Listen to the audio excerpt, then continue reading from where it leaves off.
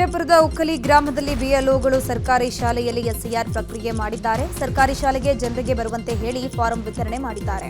ಮನೆ ಮನೆಗೆ ತೆರಳದೆ ಶಾಲೆಯಲ್ಲಿ ಎಸ್ಐಆರ್ ಪ್ರಕ್ರಿಯೆ ಮಾಡುತ್ತಿರುವುದಕ್ಕೆ ಗ್ರಾಮಸ್ಥರು ಆಕ್ರೋಶ ವ್ಯಕ್ತಪಡಿಸಿದ್ದಾರೆ. ಹಾವೇರಿಯ ಬಂಕಾಪುರದಲ್ಲೂ ಕೂಡ ಎಸ್ಐಆರ್ ಪ್ರಕ್ರಿಯೆಯನ್ನ ಮಸೀದಿ ಒಳಗೆ ಮಾಡಲಾಗಿದೆ.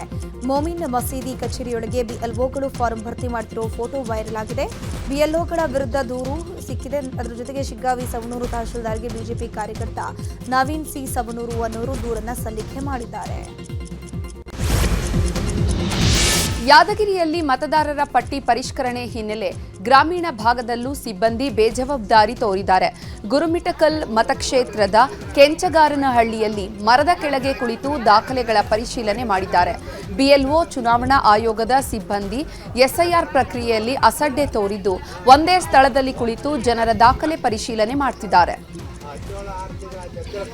ಇನ್ನು ಚಿಕ್ಕಮಗಳೂರಿನಲ್ಲೂ ಕೂಡ ಅಂಗನವಾಡಿಯಲ್ಲೇ ಕುಳಿತು ಬಿಎಲ್ಒಗಳು ಎಸ್ಐಆರ್ ಪ್ರಕ್ರಿಯೆ ಮಾಡ್ತಿದ್ದಾರೆ. ಎನ್ಆರ್ಪುರ ತಾಲೂಕಿನ ಬಾಳೆಹೊನ್ನೂರಿನ ಅಕ್ಷರ ನಗರದಲ್ಲಿ ಬಿಎಲ್ಒಗಳು ಅಂಗನವಾಡಿಯಲ್ಲೇ ಎಸ್ಐಆರ್ ಅರ್ಜಿ ಭರ್ತಿ ಮಾಡ್ತಿದ್ದಾರೆ. ರಾಜ್ಯದಲ್ಲಿ ಎಸ್ಐಆರ್ ಗೊಂದಲ ಹಿನ್ನೆಲೆ ಬಿಎಲ್ಒಗಳು ಹಾಗೂ ಕಾಂಗ್ರೆಸ್ ವಿರುದ್ಧ ಮುಖ್ಯ ಚುನಾವಣಾಧಿಕಾರಿಗೆ ಬಿಜೆಪಿ ರಾಜ್ಯಾಧ್ಯಕ್ಷ ಬಿವೈ ವಿಜಯೇಂದ್ರ ದೂರನ್ನು ಕೊಟ್ಟಿದ್ದಾರೆ. ಎಸ್ಐಆರ್ ಸೂಕ್ತ ರೀತಿಯಲ್ಲಿ ಮಾಡುವಂತೆ ಕ್ರಮ ವಹಿಸೋಕೆ ದೂರು ನೀಡಲಾಗಿದೆ. ಬಳಿಕ ಮಾಧ್ಯಮಗಳಿಗೆ ಮಾತನಾಡಿದ ವಿಜಯೇಂದ್ರ, ಕೇಂದ್ರ ಚುನಾವಣಾ ಆಯೋಗ ಸದುದ್ದೇಶ ಇಟ್ಕೊಂಡು ಎಸ್ಐಆರ್ ಮಾಡ್ತಾ ಇದೆ. ಆದರೆ ರಾಜ್ಯ ಸರ್ಕಾರ ತಣ್ಣೀರೆರಚುವಂತಹ ಕೆಲಸ ಮಾಡ್ತಾ ಇದೆ. ಬಿಎಲ್ಒಗಳು ಮನೆ ಮನೆಗೆ ಹೋಗಿ ಪ್ರಕ್ರಿಯೆಯನ್ನ ಮಾಡಬೇಕು. ಆದರೆ ಬಿಎಲ್ಒಗಳು ಕಲ್ಯಾಣ ಮಂಟಪ, ಮಸೀದಿಗಳಲ್ಲೂ ಕೂರಿಸಿಕೊಂಡು ಅರ್ಜಿ ತುಂಬುತ್ತಾ ಇದ್ದಾರೆ. ರಾಜ್ಯ ಸರ್ಕಾರದ ಕುಮ್ಮಕ್ಕಿನಿಂದ ಈ ರೀತಿ ಆಗ್ತಿದೆ ಅಂತ ವಾಗ್ದಾಳಿ ನಡೆಸಿದ್ದಾರೆ. ಇವತ್ತು ಚೌಲ್ಟ್ರಿನಲ್ಲಿ ಕೂರಿಸಿಕೊಂಡು, ಕಲ್ಯಾಣ ಮಂಟಪದಲ್ಲಿ ಕೂರಿಸಿಕೊಂಡು, ಕೆಲವು ಕಡೆ ಮಸೀದಿನಲ್ಲಿ ಕೂರಿಸಿಕೊಂಡು, ಕೆಲವು ಕಡೆ ಶಾಸಕರು ತಮ್ಮ ಕಚೇರಿನಲ್ಲಿ ಕೂರಿಸಿಕೊಂಡಿರ್ತಕ್ಕಂಥ ಉದಾಹರಣೆಗಳು ಕೂಡ ಇವತ್ತು ಚುನಾವಣಾ ಆಯುಕ್ತರ ಗಮನಕ್ಕೆ ನಾವು ತಂದಿದ್ದೇವೆ. ಸಂಪೂರ್ಣವಾಗಿ ಒಂದು ಅವ್ಯವಸ್ಥೆನ ಇವತ್ತು ರಾಜ್ಯ ಸರ್ಕಾರದ ಕುಮ್ಮಕ್ಕಿನಿಂದನೇ ಆಗ್ತಾ ಇರುವಂತದ್ದು. ಅಧಿಕಾರಿಗಳ ಮೇಲೆ ಒತ್ತಡವೂ ಕೂಡ ಹೇರ್ತಾ ಇದ್ದಾರೆ ಇವತ್ತು ಕಾಂಗ್ರೆಸ್ ಪಕ್ಷದ ಶಾಸಕರುಗಳು. ಹಾಗಾಗಿ ನಾವು ಮಾನ್ಯ ಆಯುಕ್ತರನ್ನ ಭೇಟಿ ಮಾಡಿ ರಾಜ್ಯ ಸರ್ಕಾರಕ್ಕೆ ಇವತ್ತು ಎಚ್ಚರಿಕೆಯನ್ನು ಕೊಡುವಂತ ಕೆಲಸ ಆಗಬೇಕಾಗಿದೆ. ಕೇಂದ್ರ ಸಚಿವ ಪ್ರಹ್ಲಾದ್ ಜೋಶಿ ನಿವಾಸದಲ್ಲಿ ಎಸ್ಐಆರ್ ಪ್ರಕ್ರಿಯೆ ನಡೆಸಲಾಗ್ತಾ ಇದೆ. ಹುಬ್ಬಳ್ಳಿಯ ಮಯೂರಿ ಎಸ್ಟೇಟ್ನಲ್ಲಿರುವಂತಹ ಪ್ರಹ್ಲಾದ್ ಜೋಶಿ ನಿವಾಸಕ್ಕೆ ಡಿಸಿ ಸ್ನೇಹಲ್ ಆರ್ ಭೇಟಿ ನೀಡಿ ಫಾರ್ಮ್ ವಿತರಿಸಿದ್ದಾರೆ. ಈ ವೇಳೆ ಶಾಸಕರಾದ ಅರವಿಂದ ಬೆಲ್ಲದ್, ಮಹೇಶ್ ತೆಂಗಿನಕಾಯಿ ಸೇರಿದಂತೆ ಹಲವರು ಉಪಸ್ಥಿತರಿದ್ದರು. ಬಳಿಕ ಮಾತನಾಡಿದ ಜೋಶಿ, ರಾಜ್ಯದಲ್ಲಿ ಎಸ್ಐಆರ್ ಪ್ರಕ್ರಿಯೆ ಸರಿಯಾಗಿ ನಡೀತಾ ಇಲ್ಲ. ಕರ್ನಾಟಕ ಸಿಇಒರನ್ನ ಭೇಟಿಯಾಗಿ ದೂರು ಕೊಡ್ತೇವೆ. ಸಾಮೂಹಿಕವಾಗಿ ಎನ್ಯುಮರೇಷನ್ ಫಾರ್ಮ್ ನೀಡ್ತಿದ್ದಾರೆ. ಇದು ಎಸ್ಐಆರ್ ಮಾಡೋ ರೀತಿ ಅಲ್ಲ. ಇದರ ವಿರುದ್ಧ ದೂರು ಕೊಡ್ತೇವೆ ಎಂದಿದ್ದಾರೆ. ಇನ್ನು ಇದೇ ವಿಚಾರವಾಗಿ ವಿಪಕ್ಷ ನಾಯಕ ಆರ್ ಅಶೋಕ್ ಮತ್ತು ಯದುವೀರ್ ಕೂಡ ಪ್ರತಿಕ್ರಿಯಿಸಿದ್ದಾರೆ. ಮನೆ ಮನೆಗೆ ಎಸ್ಐಆರ್ ಕೇಂದ್ರವಾಗಿ ಎನ್ಯುಮರೇಷನ್ ಫಾರ್ಮ್ ವಿತರಣೆ ಸಾಮೂಹಿಕವಾಗಿ ಊಟ ಆಗ್ತಾರಲ್ಲ, ಸಾಮೂಹಿಕವಾಗಿ ಆ ನಮ್ಮನೆ ನಡೆದ. ಅಲ್ಲಿ ನಮ್ಮ BLA-2 ರಾಜು ಜತ್ತಾರ್, BLA-1 ರಾಜು ಜತ್ತಾರ್ಗಿರದ ಹೋಗಿ ಅಬ್ಜೆಕ್ಷನ್ ಮಾಡಿದ್ದು ಏನು ಬೇಕಾದ್ ಮಾಡ್ಕೊ ಅಂತ ಹೇಳಿದ್ರು. ರೆಕಾರ್ಡ್ ಮಾಡ್ಕೊಂಡು ಹೋಗಂದ್ರೆ BLA-2ಗಳು ಸಮುದಾಯ ಭವನದಾಗ ಮಾಡ್ತಾ ಇದ್ದಾರೆ. 4 ವಾರ್ಡ್ಗಳನ್ನ ಸಾಮೂಹಿಕ ಯಾವ ಬರ್ತಾ ನಾವು ಕೊಡ್ತಾರೆ, ಪ್ಯಾಂಪ್ಲೆಟ್ ಹಂಚ್ತಾರಲ್ಲ ಚುನಾವಣೆ ಮನೆ ಮನೆಗೆ, ಅಲ್ಲಿ ಇಲ್ಲೇ ಇವರ ಕರೆದು ಹಂಚ್ತಾ ಇದ್ದಾರೆ.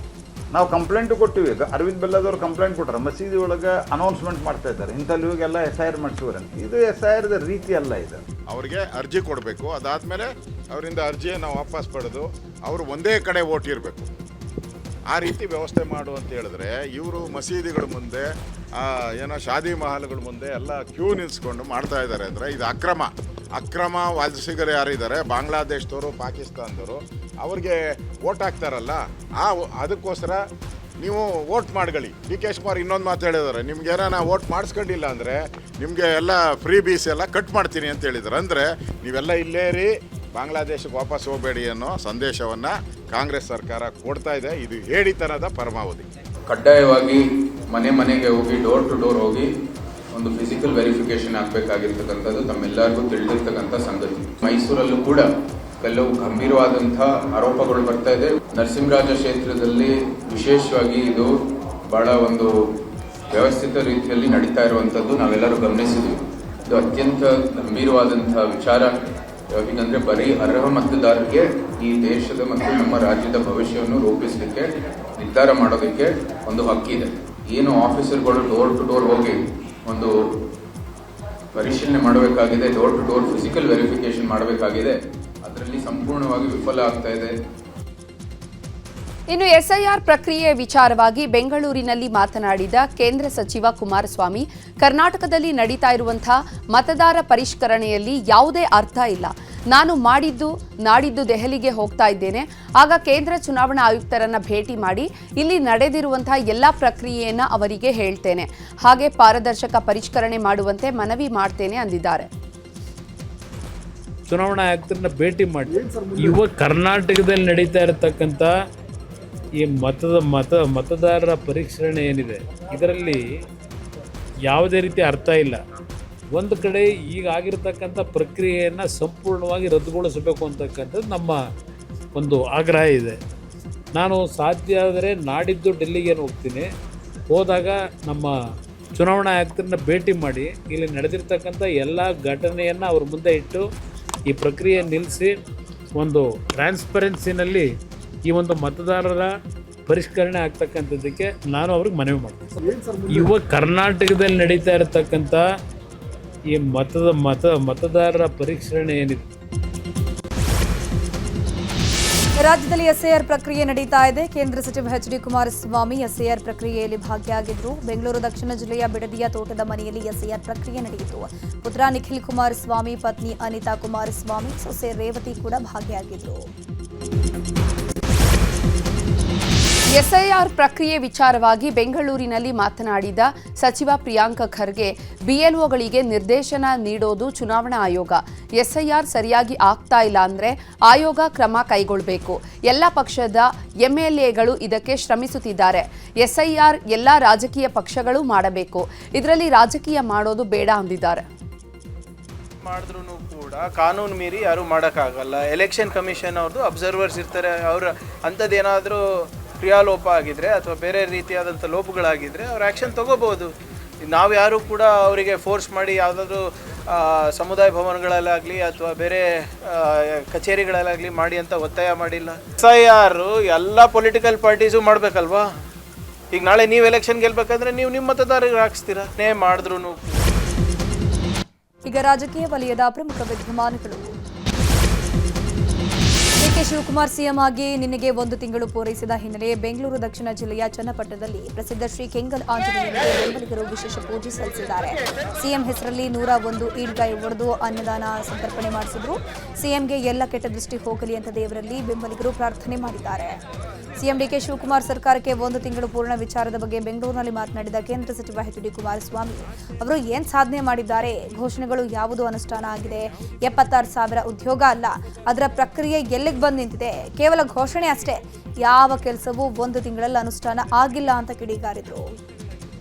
ಏನಾಗಿದೆ, ಯಾವ ಸಾಧನೆ ಆಗಿದೆ? ಸಾಧನೆ ಏನು ಮಾಡವ್ರೆ? ಬರೀ ಘೋಷಣೆಗಳು ಯಾವ್ದು ಇಂಪ್ಲಿಮೆಂಟ್ ಆಗಿದೆ? 76,000 ಉದ್ಯೋಗ ಅಲ್ವಾ? ಅದ್ರ ಪ್ರಕ್ರಿಯೆ ಎಲ್ಲಿಗೆ ಬಂದು ನಿಂತಿದೆ ಅಂತ ಹೇಳಿದ್ದಾರೆ ಏನಾದ್ರು ನಿಮಗೆ? ಇಲ್ಲ ಜನಕ್ಕೆ ಏನಾದ್ರು ತಿಳಿಸವ್ರ? ಘೋಷಣೆಗಳಾಗಿದೆ. ಯಾವ ಕೆಲಸ ಇವತ್ತು ಈ ಸರ್ಕಾರದಲ್ಲಿ 1 ತಿಂಗಳಿನಲ್ಲಿ ಇಂಪ್ಲಿಮೆಂಟ್ ಆಗಿರೋದು ಹೇಳಿ? ಭಾರತ್ ಜೋಡೋ ಅದೆಂಥದ್ದು ಅವ್ರ ಕಾರ್ಯಕರ್ತರಿಗೆ 10 ಲಕ್ಷ ಕೊಡ್ತಾರಂತೆ ಒಂದು ಪಂಚಾಯತಿಗೆ. ಘೋಷಣೆ ಆಗಿದೆ. ಸರ್ಕಾರದ ದುಡ್ಡಿಲ್ಲದೆ ಸರ್ಕಾರದವರು ಜನಗಳ ಜನಗಳ ಜೋಬು ಕೈಯಾಗಿ ಪಿಕ್ ಪ್ಯಾಕೆಟ್ ಮಾಡೋದು ಹೆಂಗೆ ಅಂತ ಪ್ರತಿಯೊಂದರಲ್ಲೂ ಯೋಚನೆ ಮಾಡ್ಕೊಂಡು ಕೂತಿರೋರು ಇವರು ಇದೆಲ್ಲ ಕಾರ್ಯಕ್ರಮ ಅನುಷ್ಠಾನಕ್ಕೆ ತರ್ತಾರ? ಏನಾಗಿದೆ? ಸಿಎಂ ಡಿಕೆ ಶಿವಕುಮಾರ್ ಸರ್ಕಾರಕ್ಕೆ 1 ತಿಂಗಳ ಪೂರ್ಣ ವಿಚಾರದ ಬಗ್ಗೆ ಮಂಡ್ಯದಲ್ಲಿ ವಿಪಕ್ಷ ನಾಯಕ ಅಶೋಕ್ ರಿಯಾಕ್ಷನ್ ಕೊಟ್ಟಿದ್ದಾರೆ. ಡಿಕೆ ಶಿವಕುಮಾರ್ ಸಿಎಂ ಆಗಿ 1 ತಿಂಗಳಾಯಿತು. ರಾಜ್ಯದ ಎಲ್ಲ ಡ್ಯಾಂಗಳು ಖಾಲಿ. ಕಳೆದ ಬಾರಿ ಈ ಸಂದರ್ಭದಲ್ಲಿದ್ದ ಡ್ಯಾಂ ಮಟ್ಟದ ಅದರ ಕಾಲು ಭಾಗವೂ ಈಗ ಇಲ್ಲ. ಬೆಳೆ ಬೆಳೆಯಬೇಡಿ, ನೀರಿಲ್ಲ ಅಂತ ಸಿಎಂ ಹೇಳಿದ್ದಾರೆ. ತಮಿಳುನಾಡಿಗೆ ಹೇಳಬೇಕಿತ್ತಲ್ವಾ ಅಂತ ಕಿಡಿಕಾರಿದ್ರು. ಮುಖ್ಯಮಂತ್ರಿ ಆಗಿ ಇವತ್ತಿಗೆ 1 ತಿಂಗಳು ತುಂಬಿದೆ, 30 ದಿನ ತುಂಬಿದೆ. ಎಲ್ಲ ಡ್ಯಾಮು, ಕರ್ನಾಟಕದಲ್ಲಿರುವಂಥ ಎಲ್ಲ ಡ್ಯಾಮ್ಗಳು ಕೂಡ ಖಾಲಿ. ಈ KRS ಒಂದೇ ಇವತ್ತು. ಈಗ ಉಳಿದಿರೋದು ಸುಮಾರು 6 TMC ಮಾತ್ರ, 6.7 TMC. ಪ್ರಧಾನಿ ನರೇಂದ್ರ ಮೋದಿಯವರು ಯುದ್ಧ ನಡೀತಾ ಇದೆ, ಸ್ವಲ್ಪ ಚಿನ್ನ ಖರೀದಿ ಮಾಡೋದು ಕಡಿಮೆ ಮಾಡಿ ಅಂದಾಗ ಲಬ ಅಂತ ಬಾಯ್ ಬಡ್ಕೊಂಡ್ರು ಈ ಕಾಂಗ್ರೆಸ್ ಅವರು, ಡಿ ಕೆ ಶಿವಕುಮಾರ್ ಸೇರಿ. ಈಗ ಮಾತ್ರ ಬೋಧನೆ ಮಾಡ್ತಾ ಇದ್ದಾರೆ ರೈತರಿಗೆ, ನೀವು ನೀರಿಲ್ಲ ಬೆಳೆ ಬೆಳಿಬೇಡಿ ಅಂತ. ತಮಿಳ್ನಾಡಿಗೂ ಹೇಳ್ಬೇಕಾಯ್ತಲ್ಲ ಇವರು ಧೈರ್ಯ ಇದ್ದಿದ್ರೆ. ಡಿ ಕೆ ಶಿವಕುಮಾರ್ ಪ್ರಕೃತಿ ವಿಕೋಪದ ಹಿನ್ನೆಲೆ ಧಾರವಾಡದಲ್ಲಿ ಸಚಿವ ಸತೀಶ್ ಜಾರಕಿಹೊಳಿ ಅಧ್ಯಕ್ಷತೆಯಲ್ಲಿ ಸಭೆ ನಡೆದಿದೆ. ಜಿಲ್ಲಾ ಪಂಚಾಯಿತಿ ಸಭಾಂಗಣದಲ್ಲಿ ಸಭೆ ನಡೆದಿದೆ. ಸಭೆಯಲ್ಲಿ ಶಾಸಕರಾದ ಎನ್ಎಚ್ ಕೋನರೆಡ್ಡಿ, ಪ್ರಸಾದ್ ಅಪ್ಪಯ್ಯ, ಜಿಲ್ಲಾಧಿಕಾರಿ ಸ್ನೇಹಲ್, ಜಿಲ್ಲಾ ಪಂಚಾಯಿತಿ ಸಿಇಒ ಸೇರಿದಂತೆ ಕೃಷಿ ಇಲಾಖೆ, ತೋಟಗಾರಿಕೆ ಇಲಾಖೆ ಸೇರಿದಂತೆ ಜಿಲ್ಲಾ ಮಟ್ಟದ ಅಧಿಕಾರಿಗಳು ಭಾಗಿಯಾಗಿದ್ದರು. ಸಿಐಟಿಯು ರಾಜ್ಯ ಪ್ರಧಾನ ಕಾರ್ಯದರ್ಶಿ ಎಸ್ ವರಲಕ್ಷ್ಮಿ ನೇತೃತ್ವದ ನಿಯೋಗ ಸಿಎಂ ಡಿಕೆಶಿ ಅವರನ್ನ ಭೇಟಿ ಮಾಡಿದೆ. ಈ ವೇಳೆ ಕನಿಷ್ಠ ವೇತನದ ಅಂತಿಮ ಅಧಿಸೂಚನೆ ಮರುಪರಿಶೀಲನೆ ಬೇಡ ಅಂತ ಜೆಸಿಟಿಯುನಿಂದ ಸಿಎಂಗೆ ಮನವಿ ಮಾಡಲಾಗಿದೆ. ಕ್ರೈಮ್ ಸುದ್ದಿಗಳನ್ನು ನೋಡೋಣ. ಬೆಂಗಳೂರಿನಲ್ಲಿ ಯುವತಿ ಮೇಲೆ ಅತ್ಯಾಚಾರದ ಆರೋಪ ಕೇಳಿಬಂದಿದೆ. ಪಾರ್ಟಿ ಮಾಡುವ ನೆಪದಲ್ಲಿ ಪರಿಚಯಸ್ಥರೇ ಯುವತಿಯನ್ನ ಕರೆಯಿಸಿ ಅತ್ಯಾಚಾರ ಮಾಡಿದ್ದಾರೆ ಅಂತ ದೂರು ದಾಖಲಾಗಿದೆ. ತಲಘಟ್ಟಪುರ ಮಾರುತಿ ನಗರದಲ್ಲಿ ನಿನ್ನೆ ಸಂಜೆ ಈ ಘಟನೆ ನಡೆದಿದೆ. ಈ ಘಟನೆ ಬಗ್ಗೆ ಸಂತ್ರಸ್ತೆಯೇ 112ಗೆ ಕರೆ ಮಾಡಿ ಮಾಹಿತಿ ನೀಡಿದ್ದಾಳಂತೆ. ಕೂಡಲೇ ಸ್ಥಳಕ್ಕೆ ಆಗಮಿಸಿದ ಪೊಲೀಸರು ಸ್ನೇಹಿತ ಸೋಮಶೇಖರ್ ಸೇರಿದಂತೆ 5ರನ್ನ ಬಂಧಿಸಿದ್ದಾರೆ. ತಲಘಟ್ಟಪುರ ಪೊಲೀಸ್ ಠಾಣೆಯಲ್ಲಿ ಪ್ರಕರಣ ದಾಖಲಾಗಿದೆ. ಪ್ರೀತಿಯನ್ನು ರಿಜೆಕ್ಟ್ ಮಾಡಿದ್ದಕ್ಕೆ ಅಪ್ರಾಪ್ತಿ ಮೇಲೆ ಪಾಗಲ್ ಪ್ರೇಮಿ ಹಲ್ಲೆ ನಡೆಸಿರುವ ಘಟನೆ ಚಿಕ್ಕಮಗಳೂರಿನ ಜಿಲ್ಲಾ ಕ್ರೀಡಾಂಗಣದಲ್ಲಿ ನಡೆದಿದೆ. ಹಾಸನ ಜಿಲ್ಲೆಯ ಅರಸೀಕೆರೆ ತಾಲೂಕಿನ ಬಾಣವಾರ ಮೂಲದ ಯುವಕ ಪುನೀತ್ ಹಲ್ಲೆ ಮಾಡಿದ ವ್ಯಕ್ತಿಯಾಗಿದ್ದು, ಬಾಲಕಿ ಮೇಲೆ ಹಲ್ಲೆ ಮಾಡುತ್ತಿದ್ದ ವೇಳೆ ಸ್ಥಳಕ್ಕೆ ಸ್ಥಳೀಯರು ಬಂದಿದ್ದಾರೆ. ಕೂಡಲೇ ಸ್ಥಳದಿಂದ ಪುನೀತ್ ಎಸ್ಕೇಪ್ ಆಗಿದ್ದಾನೆ. ಈ ವೇಳೆ ಆತನನ್ನು ಹಿಂಬಾಲಿಸಿ ಸಾರ್ವಜನಿಕರು ಪುನೀತನ ಹಿಡಿದು ಪೊಲೀಸರಿಗೆ ಒಪ್ಪಿಸಿದ್ದಾರೆ. ಉಡುಪಿ ಜಿಲ್ಲೆಯ ಬ್ರಹ್ಮಾವರ ತಾಲೂಕಿನ ಶಿರಿಯಾರದಲ್ಲಿ ಹಿಟ್ ಅಂಡ್ ರನ್ ನಡೆದಿದೆ. ಎತ್ತಿನಟ್ಟಿ ಮದಗದ ಸಮೀಪ ಸ್ಕೂಟಿಗೆ ಡಿಕ್ಕಿ ಹೊಡೆದು ಕಾರು ಗಾಯಾಳುವನ್ನ ಬಿಟ್ಟು ಚಾಲಕ ಎಸ್ಕೇಪ್ ಆಗಿದ್ದಾನೆ. ಕೊಲೆ ಆರೋಪಿ ದರ್ಶನ್ ಮತ್ತು ಶಾಸಕ ವಿನಯ್ ಕುಲಕರ್ಣಿ ಭೇಟಿಯಾಗಿದ್ರ ಅನ್ನೋ ವಿಚಾರದ ಬಗ್ಗೆ ಗೃಹ ಸಚಿವ ಪ್ರಿಯಾಂಕ್ ಖರ್ಗೆ ರಿಯಾಕ್ಷನ್ ಕೊಟ್ಟಿದ್ದಾರೆ. ನಾನು ಸೆಲೆಬ್ರಿಟಿ ಇನ್ಚಾರ್ಜ್ ಅಲ್ಲ, ನಾನು ಹೋಮ್ ಡಿಪಾರ್ಟ್ಮೆಂಟ್ ಇನ್ಚಾರ್ಜ್. ನಾನು ಜೈಲು ವಿಸಿಟ್ ಮಾಡಿ ಬದಲಾವಣೆ ತರೋಕೆ ಬಂದಿದ್ದೇನೆ. ಸಾಕಷ್ಟು ವಿಚಾರಣಾ ದಿನ ಕೈದಿಗಳನ್ನ ಭೇಟಿ ಮಾಡಿದ್ದೀನಿ ಅಂತಂದ್ರು.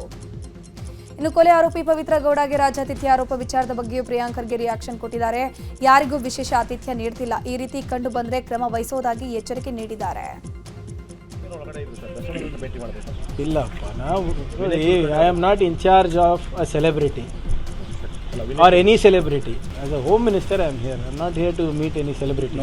ಯಾರ್ಯಾರಿಗೆ ಕಾನೂನಿನ ನೆರವು ಬೇಕು ಅಥವಾ ಅವ್ರ ಹತ್ರ ದುಡ್ಡಿಲ್ಲ, ಏನಿದೆ ಅದು ಕ್ಲಿಯರಾಗಿ ವೆರಿಫೈ ಮಾಡಿ, if possible government will step in.